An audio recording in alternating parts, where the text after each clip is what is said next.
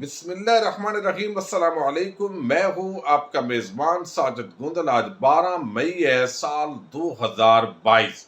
عمران خان کو اقتدار سے ہٹانے کے بعد کے تمام اندازے غلط ثابت ہوئے ہیں۔ سازش الٹی پڑ گئی ہے۔ کپتان نے اٹک میں بڑی طوفانی تقریر کی ہے جس کی ہلچل مچی ہوئی ہے۔ اسٹیبلشمنٹ کو بھی ایک بڑا واضح اور دو ٹوک پیغام دیا گیا ہے۔ صدر پاکستان نے چیف جسٹس عمر عطا بندیال کو بڑی مشکل میں ڈال دیا ہے۔ شہباز شریف اور حمزہ شہباز کے منی لانڈرنگ کیس میں مبینہ سرنڈر کے بعد ترجمان ایف آئی اے نے ایک عام سٹیٹمنٹ وضاحت کے اندر جاری کی ہے، جو آج جس طریقے سے مبینہ اس کو سرنڈر کہا گیا، اس پریس ریلیز سے ہم ویڈیو کا آغاز کریں گے اور میں امید کروں گا کہ آپ سماعت کرنے کے بعد اپنے قیمتی فیڈ بیک سے ضرور آگاہ کریں گے۔ شہباز شریف اور حمزہ شہباز اور ان کی فیملی کے منی لانڈرنگ کیس کے زیر ہے جب سے یہ اقتدار میں آئی ہے امپورٹڈ حکومت، ساتھ ہی ایف آئی اے کے ڈی جی کو تبدیل کر دیا گیا۔ پھر جو ڈی جی ہیں انہوں نے ہدایات جاری کر دی کہ نیب جو پروسیکیوٹر ہیں وہ پیش نہیں ہوں گے، لیکن اب یہ عدالت کے اندر چونکہ یہ سٹیٹمنٹ جمع کروائی گئی اس لیے اس کا رپورٹ ہونا ایک فطری عمل ہے۔ لیکن ایف آئی اے کے ترجمان نے ایک پریس ریلیز جاری کی ہے۔ وہ کہتے ہیں کہ لاہور میں ایک جماعت کے سیاسی رہنماؤں کے خلاف مقدمہ واپس لینے کے حوالے سے میڈیا میں ایک جعلی خبر گردش کر رہی ہے۔ ایف آئی اے نے یہ مقدمہ درج کیا تھا، کیس واپس نہیں لیا گیا، عدالت میں کارروائی جاری ہے۔ سماعت کی اگلی تاریخ 14/5/2022 ہے، اس لیے یہ جھوٹی خبر ہے۔ ایف آئی اے اس جعلی خبر کو پھیلانے میں ملوث افراد کے خلاف قانونی کارروائی کر سکتی ہے۔ در حقیقت 11/4/2022 کو کیس کے پروسیکیوٹر نے پروسیکیوٹر کی تبدیلی کے حوالے سے اپنی رائے پر مبنی درخواست عدالت میں جمع کرائی، جس میں اس استغاثہ کی جانب سے پیش نہ ہونے کی ہدایت کی گئی۔ انہوں نے تفتیشی افسر اور ان کے ذریعے اس وقت کے ڈی جی ایف آئی اے کا ذکر کیا۔ انہوں نے مبینہ طور پر پروسیکیوٹر کے طور پر پیش نہ ہونے کے لیے کہا تھا، ویسے بھی یہ واپسی کی درخواست نہیں تھی۔ اب وہ یہ بتا رہے ہیں کہ جناب اسراء اللہ عباسی ڈی جی ایف آئی اے تھے اور ان کے ساتھ چونکہ ابھی جو نیا وزیر اعظم ہے وہ نہیں آیا تھا اور ڈی جی ایف آئی اے تبدیل ہو گیا تھا، حلف نہیں اٹھایا تھا، تو پروسیکیوٹر کی تبدیلی ایک معمول کی بات ہے۔ پچھلی حکومت کے دور میں بھی اس کیس میں کئی بار پروسیکیوٹر تبدیل ہوئے۔ گزارش ہے کہ اس معاملے میں جھوٹی خبریں نہ پھیلائی جائیں۔ چلیں جی، آپ اگر یہ اوپن کیس ہے آپ ذرا ان کو سزا کروا کر دکھائیے اور ہم کہیں گے بالکل یہ جھوٹی خبر تھی، ورنہ یہ جس طریقے سے معاملات چلتے ہیں پوری پاکستانی قوم کو پتہ ہے، اور دیکھتے ہیں کہ ایف آئی اے کی ٹیم آگے اس کیس کو کیسے لے کر چلتی ہے۔ اگر وہ ستو پی کر سوئی تو پھر آپ کی اس پریس ریلیز کا کوئی جو ہے وہ ورتھ نہیں ہوگی۔ دوسری طرف صدر مملکت مسلسل چیف جسٹس آف پاکستان کو انہوں نے دوسرا خط لکھ دیا ہے۔ ایک تو وزیر اعظم عمران خان جو تھے، جب انہوں نے صدر پاکستان کو ایک مراسلے کے ساتھ ذکر کیا کہ ایک سازش ہوئی ہے، اس کی تحقیقات ہونی چاہیے، اس کا جواب دیتے ہوئے انہوں نے چیف جسٹس کو یہ خط بھیجا تھا، لیکن اب انہوں نے اپنے طور پر بھی خط بھیجا ہے کہ یہ کس طریقے سے اسپیکر کی جو رولنگ کا معاملہ ہے اور جو سازش ہوئی ہے حکومت کے خلاف، اس پورے معاملے کو دیکھنے کی ضرورت ہے۔ اگر رات کو 12 بجے عدالت کھولنے والے چیف جسٹس اس مبینہ سازش پر ایکشن نہیں لیتے تو یقینی طور پر عوام کے اندر کوئی اچھا تاثر نہیں جائے گا، اور پھر لوگ جو ہے تنقید بھی کریں گے اور پھر کہا جائے گا کہ عدلیہ کو نشانہ بنایا جا رہا ہے۔ حالانکہ نشانہ نہیں بنانا چاہیے، لیکن یاد دہانی ضرور کروانی چاہیے کہ مائی لارڈ 12 بجے آپ نے عدالتیں ضرور کھولی، لیکن سازش کا معاملہ اس سے کہیں بڑا ہے۔ آئین نے دوسرے دن بھی برقرار رہنا تھا، کچھ بھی نظر نہیں آ رہا تھا، بہرحال آپ کی نظر ہے۔ اب انہوں نے جو خط لکھا ہے اس میں کہا گیا کہ حکومتی تبدیلی سازش کی تحقیقات جوڈیشل کمیشن کے لیے chief justice of Pakistan justice Umar Ata Bandial کے نام یہ خط ہے، اور کہا گیا ہے کہ حکومت تبدیلی سازش کی تحقیقات اور سماعت کے لیے جوڈیشل کمیشن کی سربراہی ترجیحاً چیف جسٹس خود کرے۔ ملک میں سنگین سیاسی بحران منڈلا رہا ہے۔ حالیہ واقعات کے تناظر میں پاکستان کے عوام میں بڑی سیاسی تفریق پائی جاتی ہے۔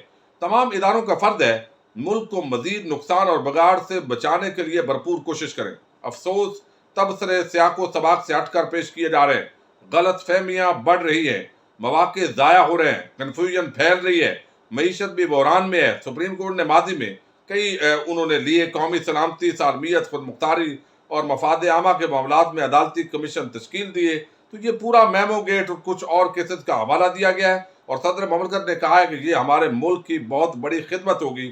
عوام قومی امنیت کے معاملے پر وضاحت کی مستحق ہے۔ عالمی تاریخ میں سازشوں کے ذریعے حکومت کی تبدیلی کی کارروائیوں کی بے شمار مثالیں موجود ہیں۔ میری رائے ہے ریکارڈ شدہ حالات و واقعات پر مبنی شواہد نتائج کی طرف لے جا سکتے ہیں۔ درخواست ہے جوڈیشل کمیشن مبینہ سازش کے معاملے پر مکمل تحقیقات کرے۔ تو صدر پاکستان نے بڑا دو ٹوک انداز کے اندر کچھ چیزیں رکھی ہیں۔ اب دیکھتے ہیں کہ یہ ایکشن ہوتا ہے نہیں ہوتا۔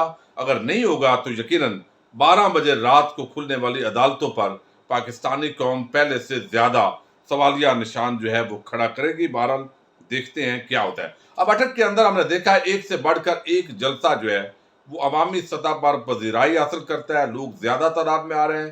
عمران خان نے بتا دیا ہے بھائی آپ نے اسلام آباد آنا ہے، تمام رکاوٹیں دور کر کے آنا ہے، مشکلات ہوں گی، گرفتاریاں ہو سکتی ہیں، اندیا دیا ہے، لیکن آپ نے اسلام آباد پہنچنا ہے۔ اور ہم نے اسلام آباد سے اس وقت تک نہیں اٹھنا جب تک نئے انتخابات کی تاریخ کا اعلان نہ ہو جائے، یعنی نگران جو سیٹ اپ ہے اس کا اعلان ہوگا باضابطہ کہ یہ حکومت کب گھر جا رہی ہے۔ اب اس کے ساتھ ہی امریکہ کے اندر ظاہر ہے DGIS گئے ہیں، وزیر خارجہ جو بلاول ہیں وہ جائیں گے، پھر امپورٹڈ حکومت جو ہے پوری کوشش کے اندر ہے، ایشیائی ترقیاتی جو بینک ہے وہ کچھ ڈالر دے گا، کچھ IMF ڈالر دے گا، کچھ دوست ممالک جو ہے ان کا منت ترلہ کیا جائے گا، اور وقتی طور پر قرضوں کے ذریعے اگرچہ معیشت کو ایک وقتی سنبھالا مل بھی جائے گا، تو چونکہ اس ملک کے اندر مزید جو ہے وہ بہتری اس حکومت کے بس میں نہیں ہوگی، حالات اس طرح کے ہوں گے، تو نئے مینڈیٹ کے ساتھ جو حکومت آئے گی یقیناً وہی اپنی پالیسیز کو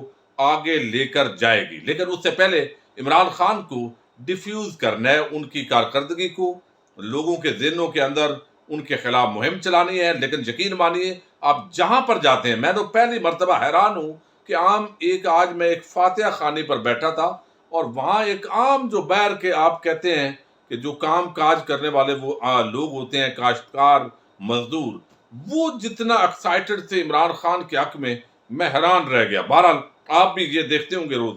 اب یہ جو گفتگو آج کی ہے عمران خان صاحب نے اٹک کے اندر، چونکہ بہت ساری باتیں رپیٹ ہوئی ہیں ان کو میں زیادہ رپیٹ نہیں کروں گا، لیکن ایک تو انہوں نے کہا ہے کہ جو لوگ سازش روک سکتے تھے جب یہ تحریک عدم اعتماد کے ذریعے میری حکومت کو بدلنے کی کوشش کر رہے تھے، اور ظاہر آخری دنوں کی بات کر رہے ہوں گے، پلاننگ ساری تو پہنچ جاتی ہے، وہ کہتے ہیں کہ جو لوگ سازش روک سکتے تھے انہیں پہلے خود بتایا، پھر وزیر خزانہ شوکت ترین سے کہا جا کر سمجھاؤ کہ یہ ملک نہیں چل سکے گا، اسے عدم استحکام کا شکار نہ کرو۔ جو سازش روک سکتے تھے بتایا، حکومت گئی تو بڑا معاشی نقصان ہوگا۔ تو یہ ایک واضح طور پر اسٹیبلشمنٹ کی طرف اشارہ ہے آج کی گفتگو کے اندر عمران خان صاحب کا، لیکن وہ کہتے ہیں چونکہ روکا نہیں گیا جنہوں نے روکنا تھا، اور پھر بالآخر جو ہے اب جو بھی ہوگا تو اس کا ایک دوسرا جو ہے وہ معنی بھی ہے، اور یہ بھی آنے والے دنوں کے اندر اللہ کرے پاکستان ظاہر ہے دن دگنی رات چوگنی ترقی کرے۔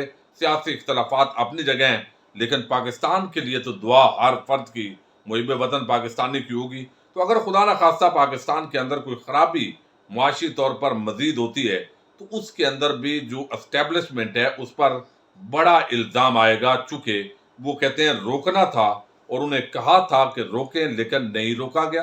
لیکن اسٹیبلشمنٹ کا موقف ہے بھئی یہ سیاسی پروسیس ہے، ہم اس کے اندر فریق نہیں ہے، لہذا حکومت گرے بچے یہ آپ کا کام ہے۔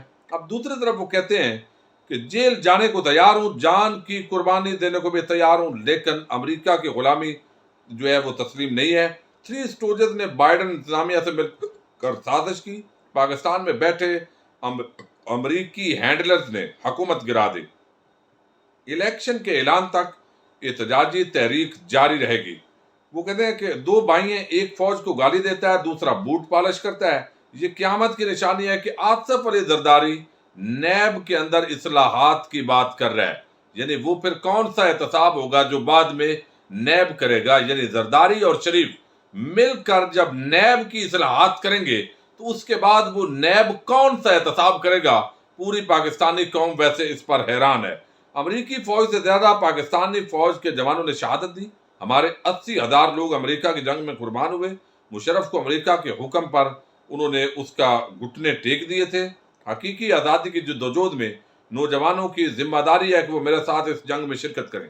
یہ وقت حقیقی آزادی کی جنگ کا ہے۔ کون سا ایسا مسئلہ تھا جو سب نے مل کر حکومت گرا دی؟ ان لوگوں نے ملک کو کنگال کیا، مقروض کیا، ادارے تباہ کیے، ہمیں وہ ملک ملا جب 20 ارب ڈالر کا خسارہ تھا۔ یہ ساری باتیں انہوں نے کی۔ پھر انہوں نے بتایا کہ جس طرح پرائم منسٹر سزا یافتہ نواز شریف سے مل کر ملک کے فیصلے کر رہا ہے، بیٹی بھی سزا یافتہ ہے، اسے پروٹوکول مل رہا ہے۔ ڈاکٹر رضوان نے حمزہ سے پوچھا مقصود چپڑاسی کے پاس کہاں سے پیسہ آیا؟ حمزہ شہباز نے جواب دینے کے بجائے ڈاکٹر رضوان کو ڈرایا دھمکایا۔ جو ان کے کیس کے پیچھے جاتا ہے اسے جان کا خطرہ ہوتا ہے۔ وہ ایان علی اور سب کا ذکر بھی کیا۔ جب تک انتخابات کا اعلان نہیں کریں گے تحریک جاری رہے گی۔ یہ میری نہیں، ہماری آزادی کی جنگ ہے۔ نہ ہم کسی دوسرے ملک کی غلامی کرنا چاہتے ہیں، نہ چوروں کی جیل جانے کو جان کو قربان کرنے کے لیے تیار ہوں، لیکن امریکہ کی غلامی قبول نہیں ہے۔ تو یہ جو جارحانہ انداز ہے دن بدن، اور شیخ رشید نے آج بڑی عام گفتگو کی ہے، سنجیدہ گفتگو کی ہے۔ انہوں نے سوالات کھڑے کیے اور کہا ہے کہ امید ہے 20 مارچ کو جو ملتان میں جلسہ ہوگا اس دن عمران خان صاحب جو ہے وہ اعلان کر دیں گے لانگ مارچ کی، لیکن میرا خیال ہے 20 نہیں، 21 یا 22 کو اعلان کریں گے اگلے 2-4 دنوں کے لیے۔ لیکن بہرحال پوری جو صورتحال ہے وہ بڑی عجیب ہوتی جا رہی ہے۔ ایک طرف بجٹ کا اگلے مہینے کے اندر بجٹ آ رہا ہے، بجٹ کے اندر لمبے لمبے نعرے لگائے جائیں گے تاکہ اگلے الیکشنز کے اندر اٹریکٹ کیا جا سکے، کچھ ایسا پیسہ ہو جو اگلے بجٹ کے شروع والے 1-2 مہینوں کے اندر ایسے خرچ کیا جائے کہ اگلا الیکشن جو ہے کسی طریقے سے عوام کو گمراہ کر کے جیتا جا سکے۔ اس پر زیادہ کوشش ہو رہی ہے۔ 1.25 سال تو یہ حکومت چلتی دکھائی نہیں دیتی۔ عمران خان اگر زندہ رہا انشاءاللہ اللہ تعالیٰ صحت دے، اور عوام جس طرح نکلی ہے تو یقینی طور پر جو اندازے تھے وہ تحریک عدم اعتماد کے بعد وہ لوگوں کے غلط ثابت ہو گئے ہیں۔ اب وہ زیادہ مقبول ہو گئے ہیں۔ اب عام آدمی بھی عمران خان بن گیا ہے، اور میرا نہیں خیال کہ رانا ثناء اللہ کی یہ کوششیں زیادہ کامیاب ہوں گی کہ 20 بندے بھی نہ آئیں، بلکہ یہ تعداد بہت زیادہ ہوگی۔ اپنے میزبان ساجد گندل کو نیکسٹ ویڈیو تک کے لیے اجازت دیجیے۔ اللہ حافظ۔